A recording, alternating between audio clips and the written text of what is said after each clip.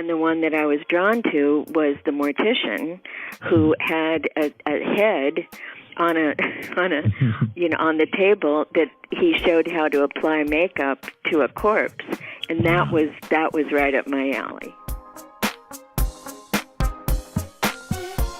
Scratch Entrepreneur. True stories of remarkable people who dropped everything to turn an idea into a healthy, profitable business.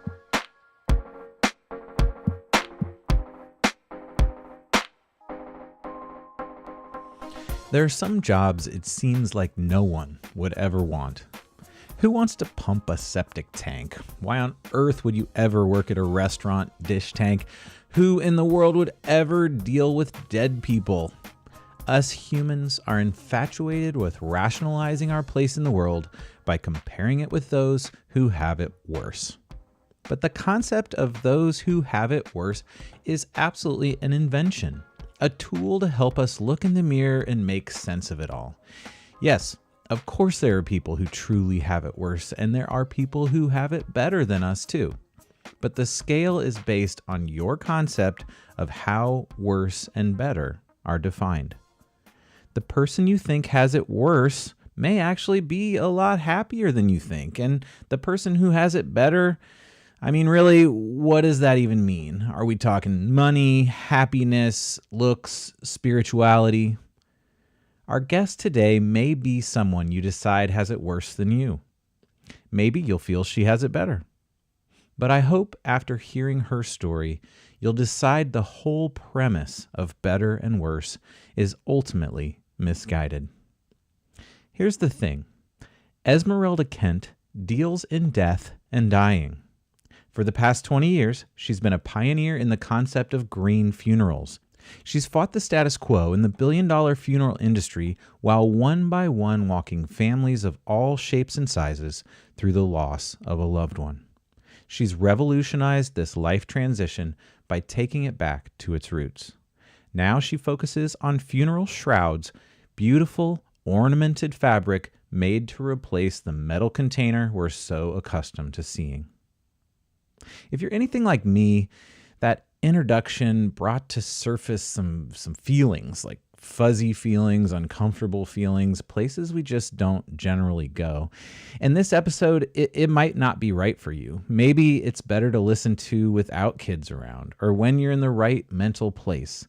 But I hope the subject matter doesn't stop you.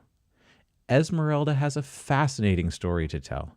Her journey and the insights she's gleaned are totally worth it. And sometimes going there is exactly what we all really need. Here's the story of Esmerelda Kent and her burial shroud business, Kinkariko.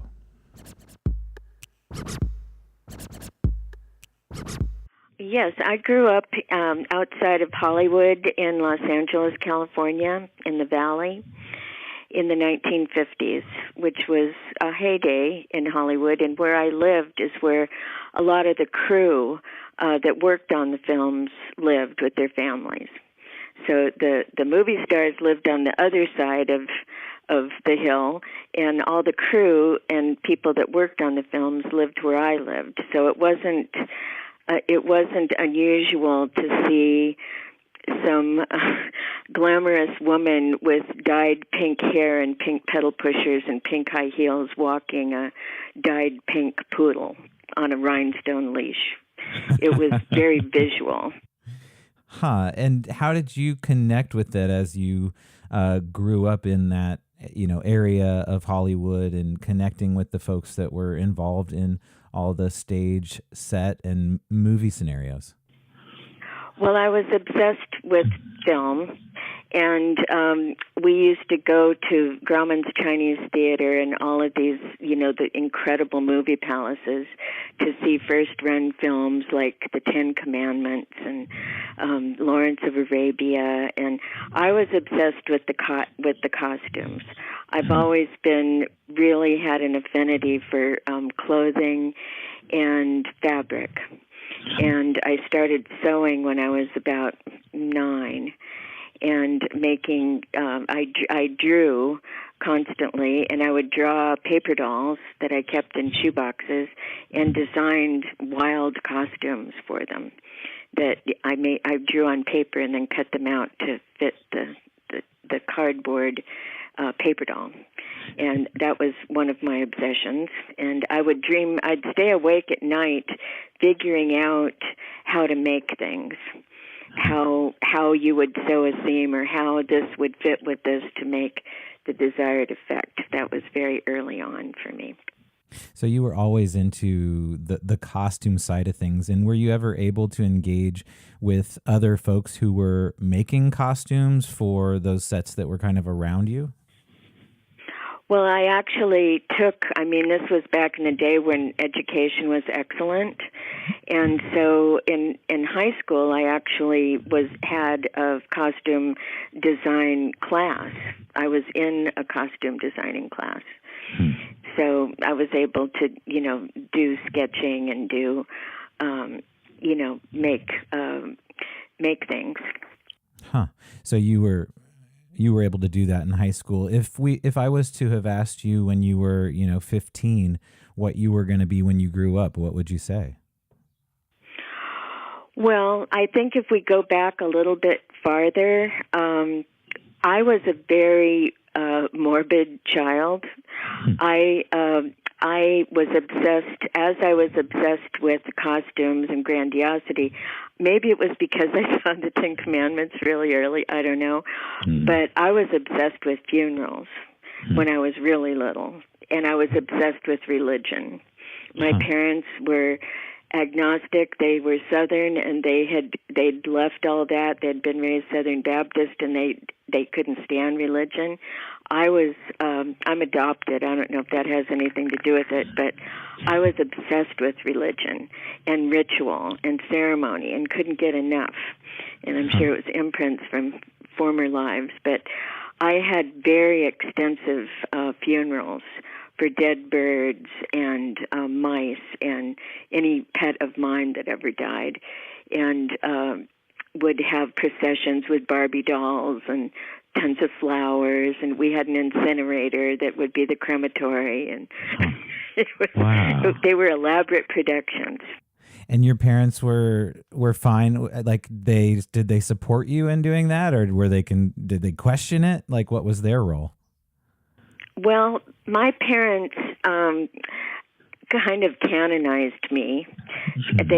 My creativity astounded them, and they were very proud of it. And to their great credit, they just provided for me what I needed to do whatever I was into. They'd never been around anyone like me, and they weren't used to creative people. And so it was fascinating to them. As I got older, it wasn't. But when I was little, I got a lot of feedback from my teachers too, who really, liked how I was. Yeah. And so we had an occupation fair in the 6th grade where there were lots of people from different occupations that had, tables that set up and showed the kids different things that they could do.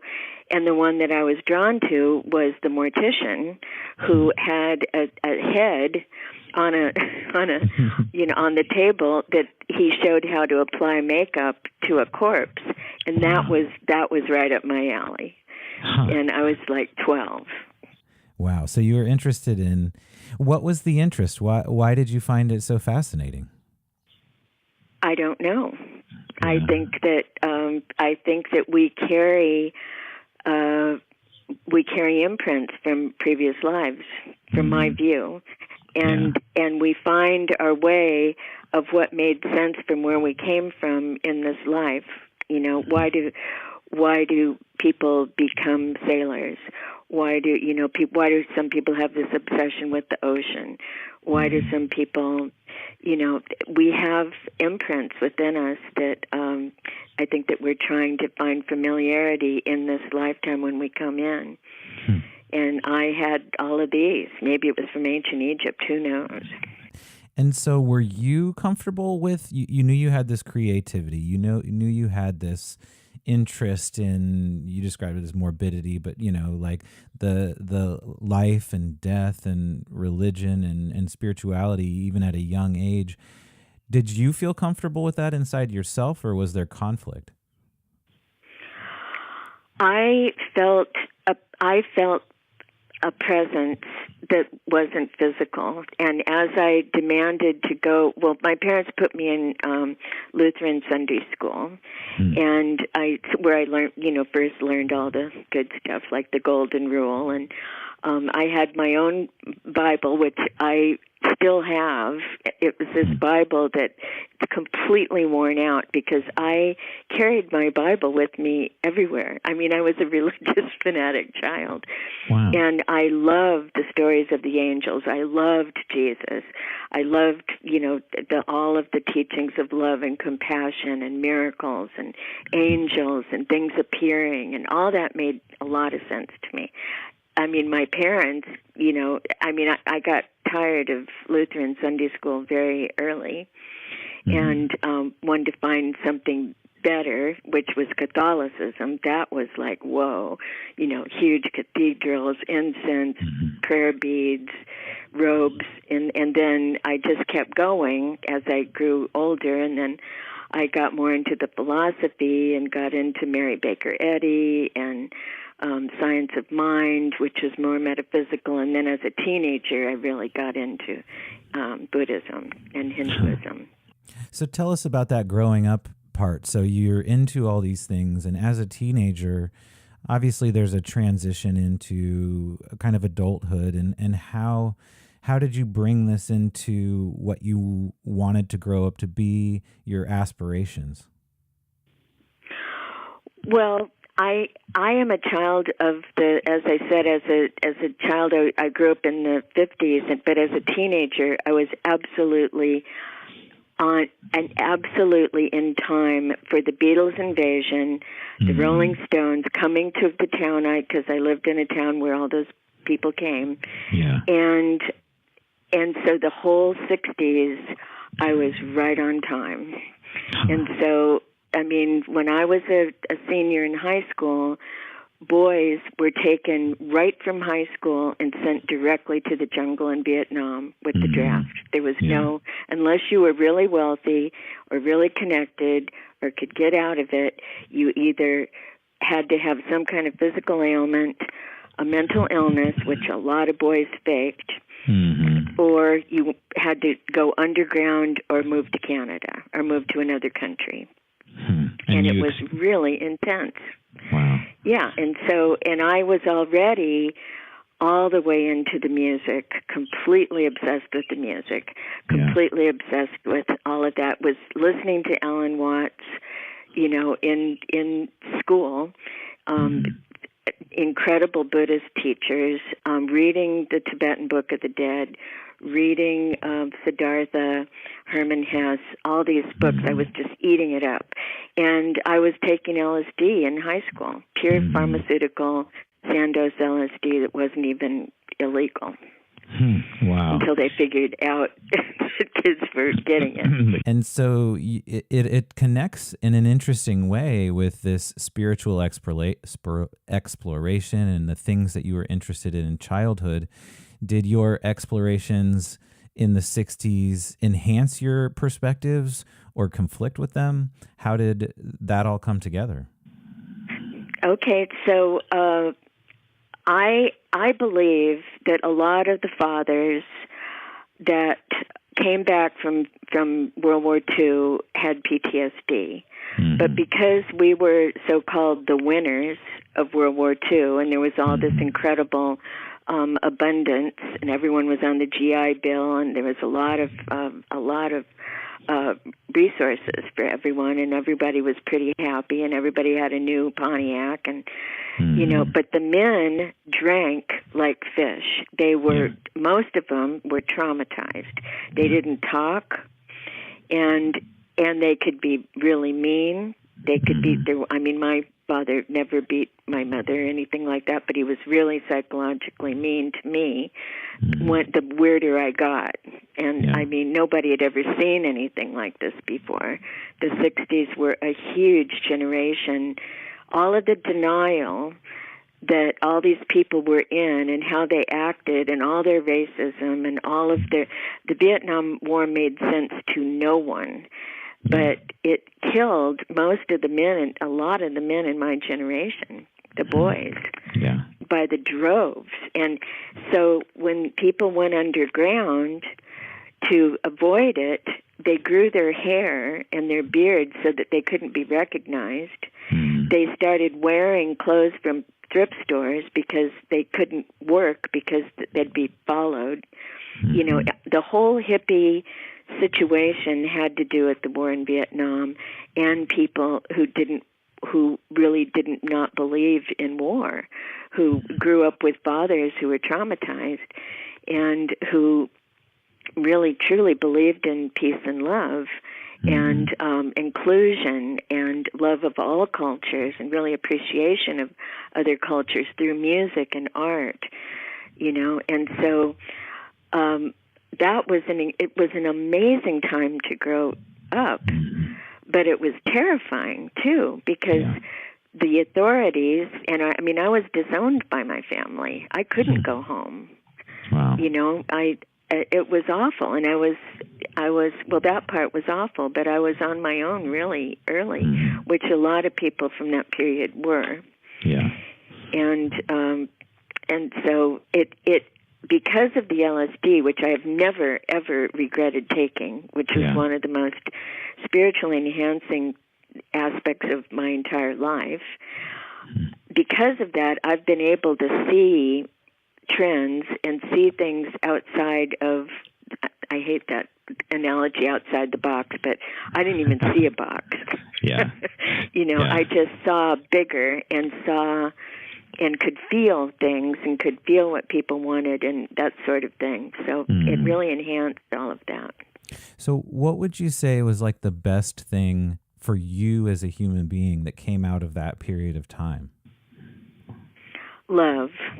Really understanding the power of love and not corny, you know, fake love, real love. What the power of real love of human beings, the power of compassion, forgiveness. I mean, I forgave my parents for everything, you know, for disowning me, and they forgave me for running away and scaring them, and you know, all of that came about just having an open heart is the most, I've found, is the most important thing in life. And I'll have to say that I had two children very early on. I had two children by the time I was 21. And I had the children at home without going to the hospital. We grew our own food. We were very, very into this self-sufficiency thing, which very much led to what I do now.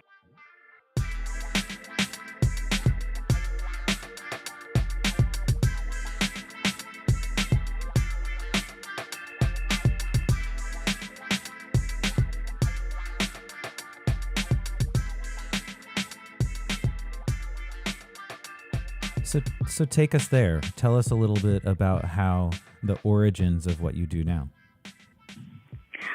Well, I found that the hospital is a very unhealthy place. As we know, there's staph infection, there's very sick people in a hospital. Giving birth is not a disease. It's a natural thing, you know, that women have been doing for millions of years without any hospitals or doctors or anything. Yeah. And so we didn't do it blindly. We studied completely. We had everything that we needed. We were close to a hospital if something did go wrong, but we studied on it, figured out how to do it, and really took that power back of having our children at home. My children have had their children at home as a result, you know.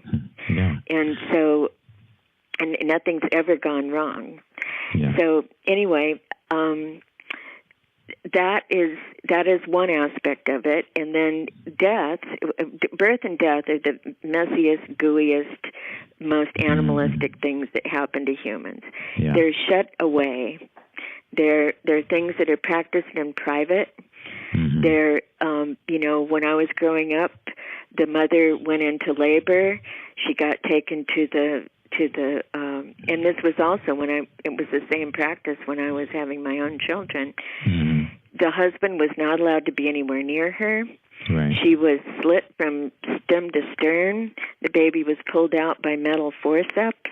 They had silver nitrate put in their eyes. There were a lot of really intense drugs involved that really affected the baby. I didn't want any of that. And the same with death. Someone died, and then, you get wheeled out after you've gone through all this by yourself, and then you get wheeled out, to your husband with the brand new baby. Right. When someone passes, it's the same thing. Someone dies, usually in the hospital. Within minutes, they're whisked away in a black plastic body bag, and then you either see them again in an open casket after they've been made up by a mortician, or you get an urn given to you after they've been cremated, and you get a box. And so you decided to go into business to address the death side in particular. You saw that you could help in that scenario and do something different, right? Well, not exactly. I was a costume designer. I became a costume designer. Actually, I was a singer for many years, and then when I got older, I became a costume designer, and so I was working in the film industry doing costumes. And when I saw the show 6 Feet Under. But before that, while I was singing, was the AIDS crisis. And because I've been in show business a lot of my life, like 3/4, if not more, of my friends were gay men, and most of them died. Like, I just quickly jotted down a list once of 100 people, just off the top of my head, and that were all under 40 years of age. It was like being in Vietnam.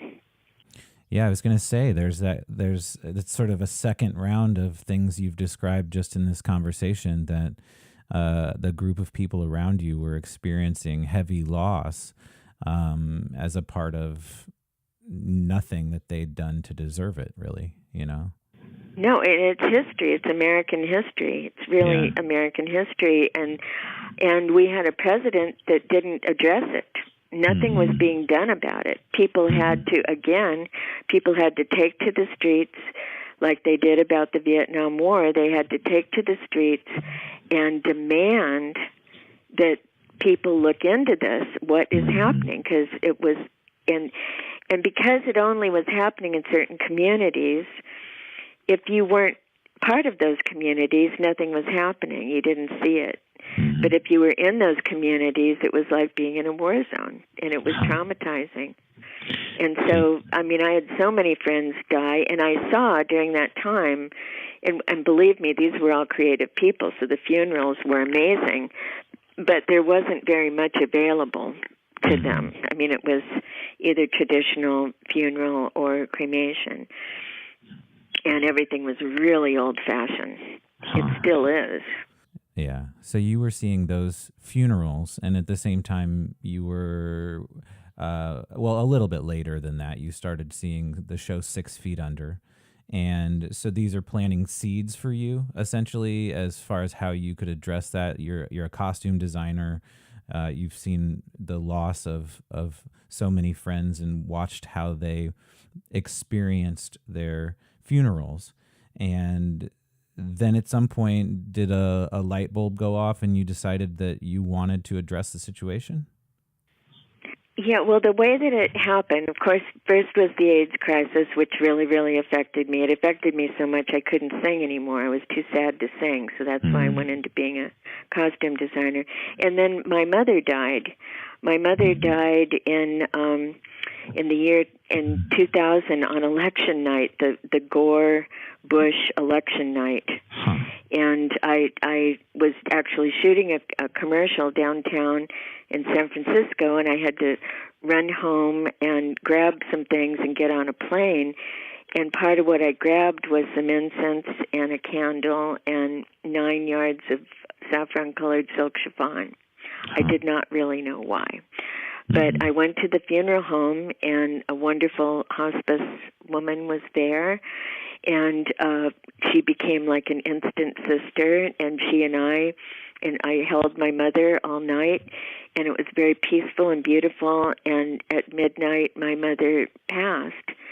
She just, there's something that happens sometimes in death where you'll think that the person's dozing off to leave their body, but then they open their eyes really wide, and sometimes they sit bolt upright, and and they take a huge inhalation where I think it's the separation of the mental continuum and the physical body. That's what's happening right then. And then they are gone. Yeah. And that happened, and then immediately I went into like automatic pilot, where I asked the nurses to leave. I washed my mother. I'd never seen anything like this. Again, this is like from some kind of ancient memory. I washed my mother. I threw away everything that had to do with sickness, all the pills and everything, and I wrapped her in this chiffon and lit the candle and the incense and put the flowers that were in the room on top of her and meditated with her, because I am Buddhist. I've been Buddhist for most of my life. And I meditated with her for 2 hours. And then there was a little tap on the door, and the little convalescent home or the nursing home nurses opened the door, and it was a sacred space. They'd never seen anything like it. I mean, it was a holy space. And they brought a camera and Gates said, "Would you like to take a picture?" And I'm so happy they did that. I never would have thought of it, but I have that picture of my mother, which is so beautiful. If I ever write a book, it might be on the cover. I don't know, but anyway. So then, 3 years later, after that, I saw the first episode of 6 Feet Under. But during my mother's death, immediately, very closely after these nurses opened the door, some funeral home that had a deal with the nursing home came in, and I would not let them take her out of the shroud that I'd put her in. But they took her, and then I had to negotiate her away from them, because they wanted to charge me an arm and a leg for things that we didn't want. And I found a really nice funeral home, someone that was into simplicity and all of that. But I really saw the shenanigans of the industry then, of how they treat people when they're in that state. And so when I saw 6 Feet Under, that was a family-owned funeral home that was trying to survive against these big the corporation of the funeral industry. I just had all the groundwork. I knew everything about this, and I thought, that's what I want to do. This is what I need to do now. It hit me like a ton of bricks. And as soon as that idea hit, it's like the entire universe completely conspired to make it happen. And I saw a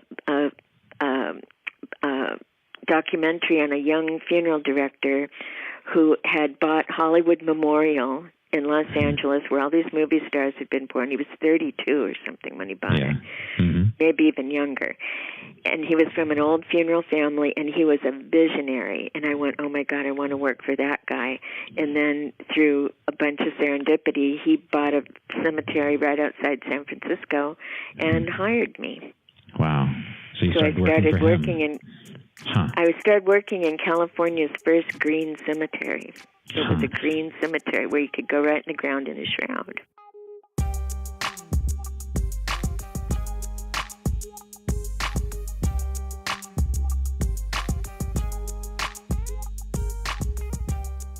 Can you describe a little bit of the difference between a traditional cemetery and a green cemetery? Yes, in a traditional cemetery, oftentimes there are cement vaults that are planted into the ground, and there's also sections where there aren't vaults. These are called vaults because in some cemeteries, like I worked in another cemetery besides this one, and that had many cultures, and different cultures are really into different ideas about death. So the Chinese in particular will buy solid copper vaults, which cost about $50,000. And they use feng shui masters that will tell them that the body has to be buried at exactly 1043, and it has to be buried between these two plots. So they buy two plots and put this.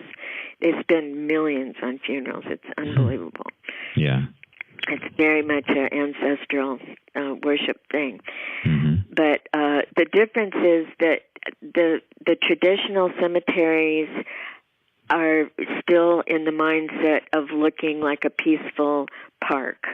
And so when you bury someone with a green burial, you have to mound the earth, and there's no barriers holding the grave in. So the mound settles, but there's dirt. And in traditional cemeteries, they use astroturf, that they cover all the dirt. You don't see any dirt at a funeral, if you've ever been to a traditional funeral. They cover all the dirt. There's a mechanical machine that lowers the metal casket into a hole that you never see as dirt. It's just incredibly antiseptic. Where in a green burial, it's a hand-dug grave. There's a mound of dirt that is the different levels of the soil, so that topsoil is the microbial layer. Green graves are not 6 feet deep. They should be about 4 feet deep at the most. And so it's much more raw, and the actual service takes place at the burial, and family members can in the products I make, there weren't any shrouds when I started working at the Green Cemetery, and people wanted to be buried in a shroud. We needed something that worked really well, and so I designed something that worked well.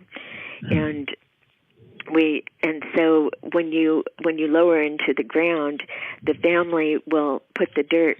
There's like many shovels at a green cemetery, and everyone can bury. Everyone lowers together. It's a very healing, cathartic process. You are seeing it. You are doing it. The person's body is going in the ground, and by being covering the dirt, you're actually it's an incredible closure and psychological healing. So then you're doing these green burials and creating these connections for folks and these end-of-life experiences that just weren't available previously, although really if you look back through the course of the history of humans, they've been available for a long time. Did you feel in some way that you were taking the burial back into the way it should be in the past, like something that was lost, or were you inventing something rather new?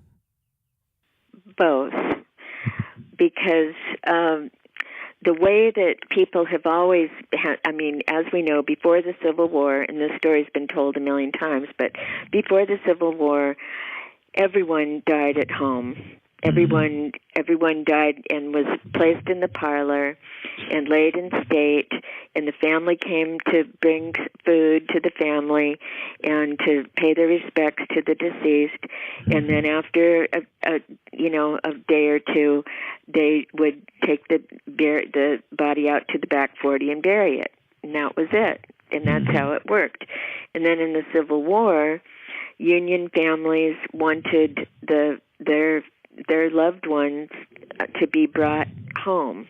And that's when embalming became a trade. They embalmed bodies to bring the soldiers back from the north, and they created outside parlors called funeral parlors and took it out of the house. And kind of stayed just like with babies. I mean, all babies were born at home. Yeah. Most of the presidents were born at home. You've been privileged enough to be present at a lot of different kinds of funerals. Can you describe to us some of the experiences and what you've seen? Yeah, well, I was really fortunate in the big cemetery. It was 550-acre cemetery that was a traditional, not a green cemetery, that I went to work in after the green cemetery so that I could learn everything, because there were so many different cultures that went to this cemetery. And it was a beautiful place, just, overlooking the Pacific Ocean. And so one of the things that I learned is that, there are really different ways of honoring one's dead, like Tongans. We have a lot of South Pacific Islanders here in the Bay Area. And one of my favorite funerals was a band of tubas, just tubas, with about 12 Samoan men, and Samoan or Tongans, I can't remember if they were Tongan or Samoan. They're gigantic people, and the men all have hair to their waist. And they were wearing tuxedos that were cut off at the knees, and they were barefooted. So they were like knee pants, barefoot, playing these tubas, these giant men, walking to the graveside where the women, all dressed in black with their hair down, are by these shields made of tropical leaves. They looked like Native American,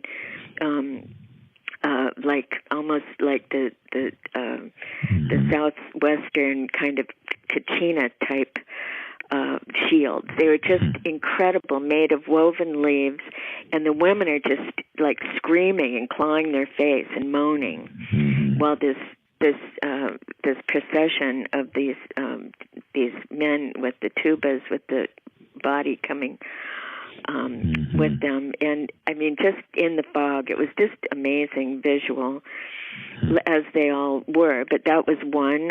Chinese do not look at the grave. When a body's being lowered, they all turn away. They don't look. And every person in the family, according to their age, has to be buried underneath the elder people. And every grave has to have the number 8 in it. And actually, the more 8s in the number of the grave, of the plot, the more auspicious. These are serious things. Yeah, and absolutely. Let's see, and there was lots of nuns. There was lots of Vietnamese and Buddhist nuns that chanted and burned incense, while burying ashes primarily. But my favorite services were the African American services, because the singing at the graveside was so incredible. And they also, like the Chinese, spend a lot of money on funerals. Everyone's dressed to the nines. They just look beautiful. And the singing is incredible. And all the children, everyone's dressed like just perfectly like they're at church, and it's a very solemn, beautiful experience. And I went to every funeral for 5 years, so I saw a lot of funerals.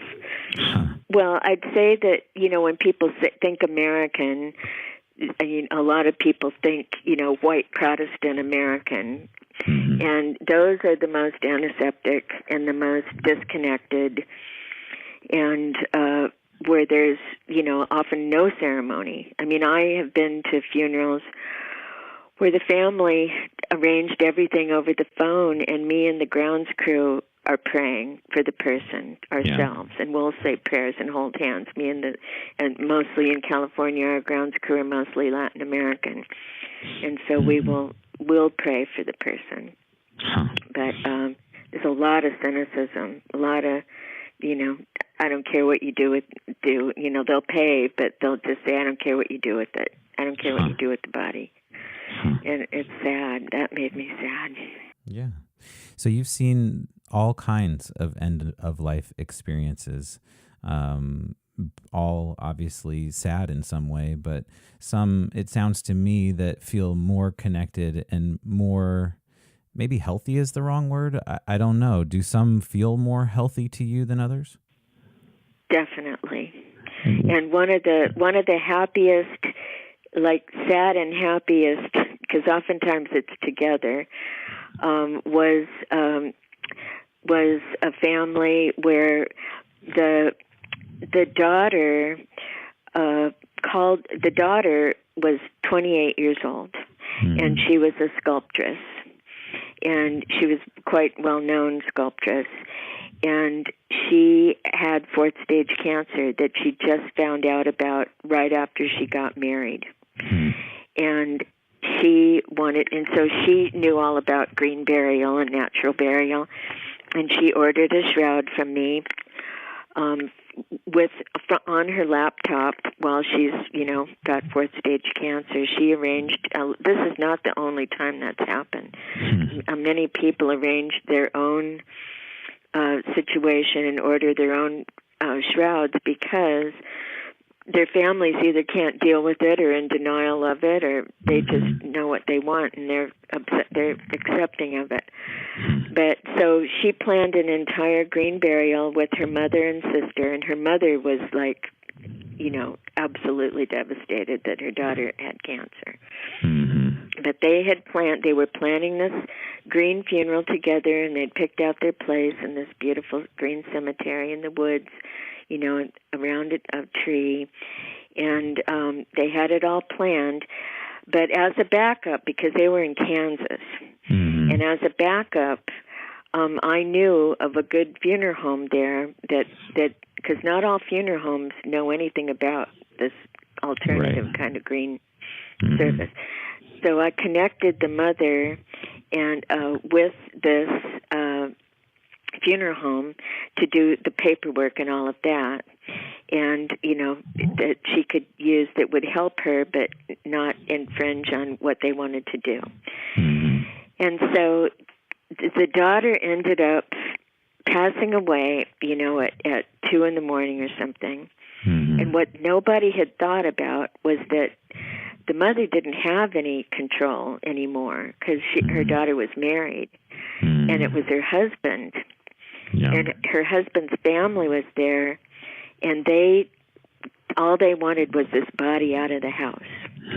And so but we'd made a plan B. We had this wonderful girl at the funeral home, and she said they could prepare the body there. And so they came and took her, and the mother and the sister washed her and prepared her in the shroud. And the next day, or I don't know if it was the next day or a couple of days, the mother called me from the cemetery, because this was in Kansas. I'm in California.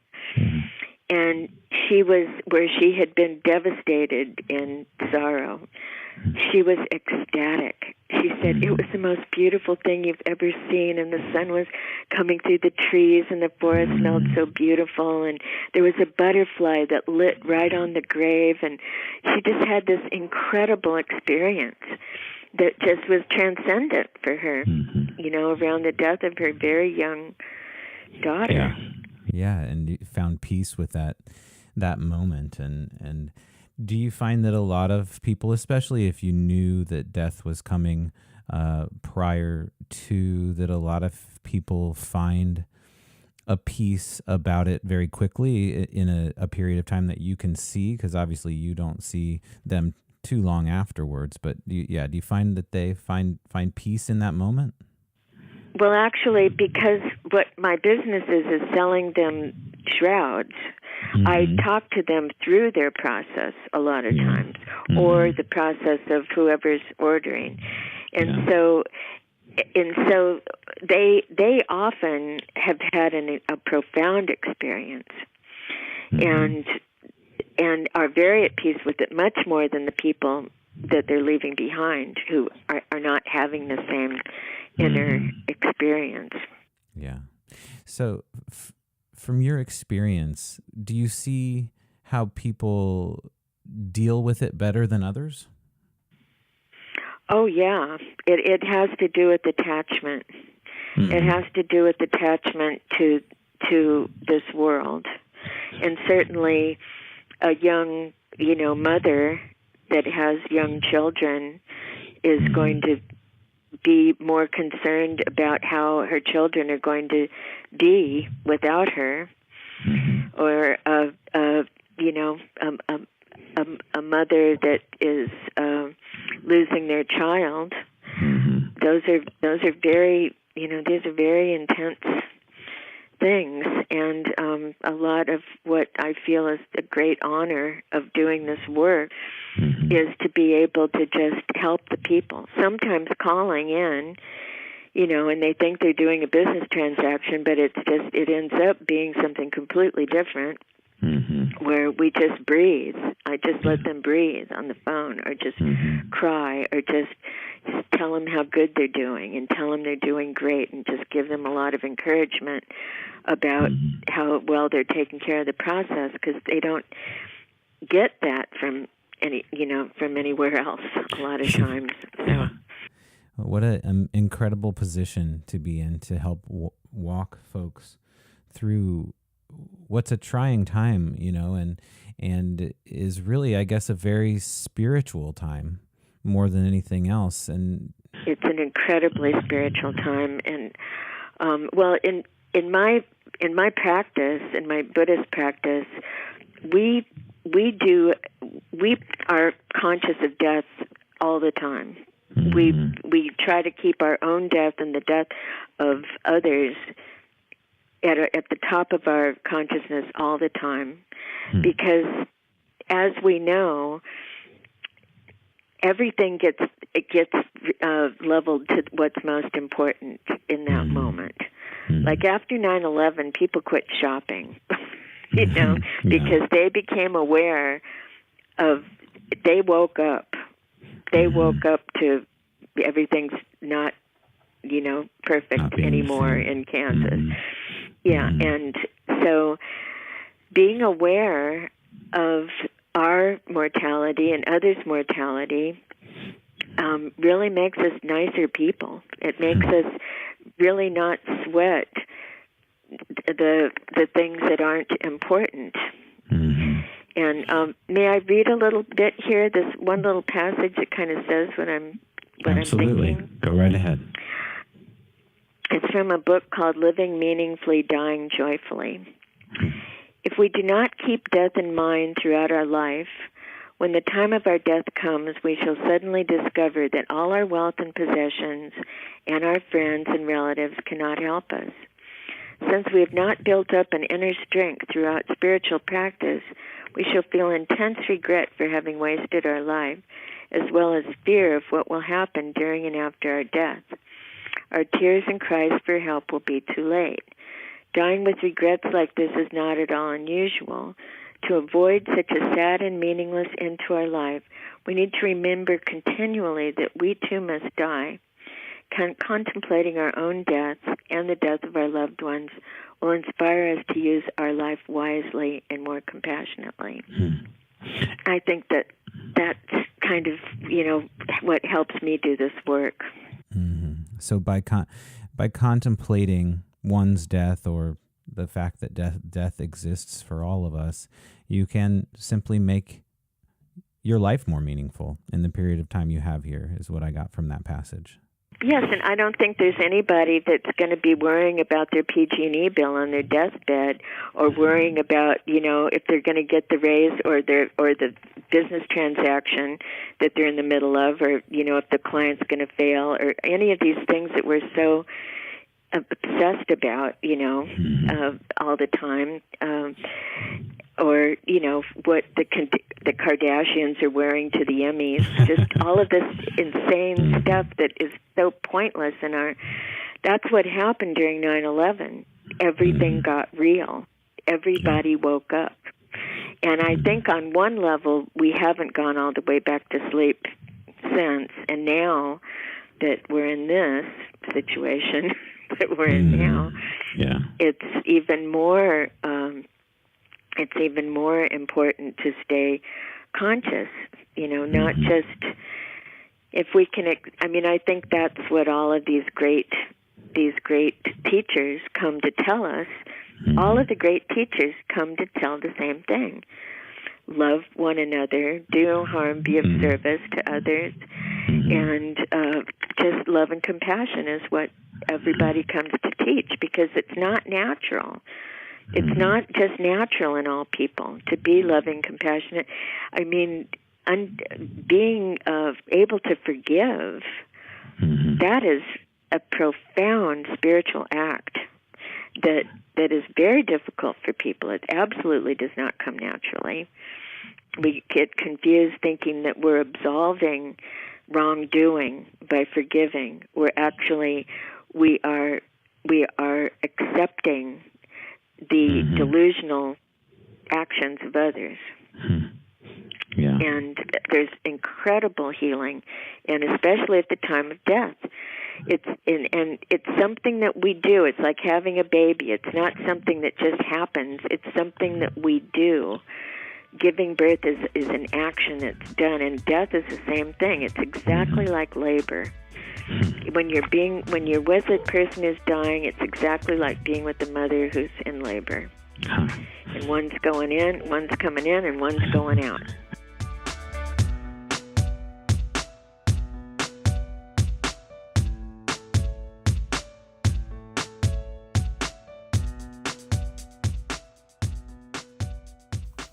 If we want to help make our end-of-life experience better for not only ourselves, but the people around us, is there anything that we can do right now?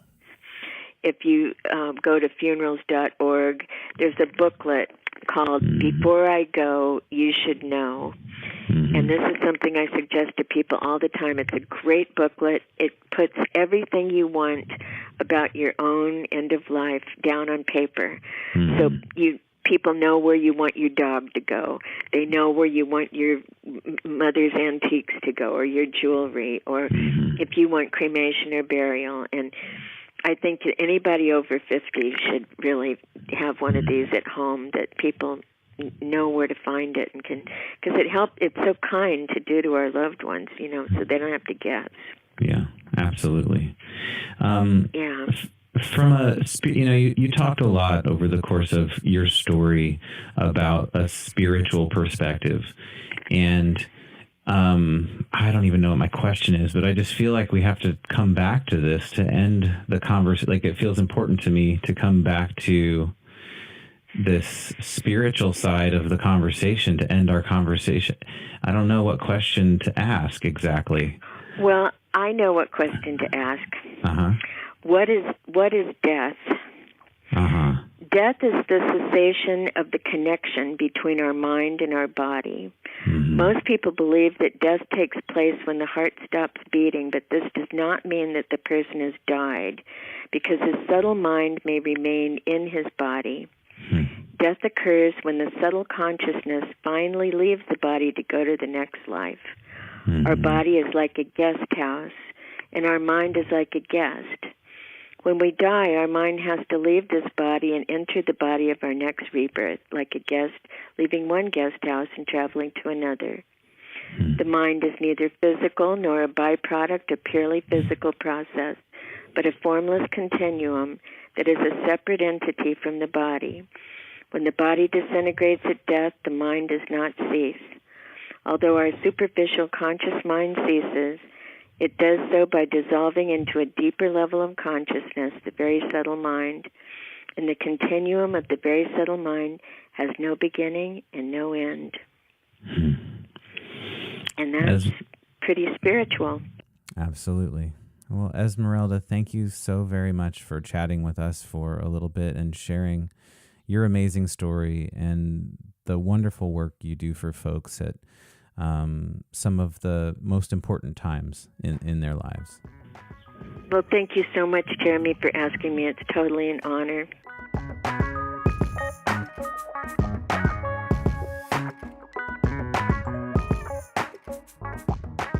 If folks want to find you, if they want to purchase your shroud or connect with you in some way, how can they do so? Well, they can Google burial shrouds, and we're right at the top there. It says Kinkaraco. It's Kinkaraco Green Funeral Products, and they can buy right online. We'd love to hear from them. They can call us at 415-874-9698, and they can very easily call us. It's very important that they call ahead of time. Because that's one thing that people think, oh, well, it won't happen yet. And, I mean, a lot of times things happen faster than we think. Special thanks to Esmerelda Kent for taking the time to share the Kinkaraco story with us. This show was produced and edited by me, Jeremy Goodrich. The music is by my high school buddy, Mark Vinton. If you enjoyed this podcast, there's a couple of things we need you to do right now. First, subscribe to Scratch Entrepreneur on iTunes, Stitcher, Google Play, or wherever you listen to podcasts so you can hear future episodes as soon as we release them. While you're there, please give the show a review. We'd love to know what you liked, what you didn't, and what you want to hear next. And then please share the show with whoever you think it will inspire. Until the next time, we truly appreciate you listening.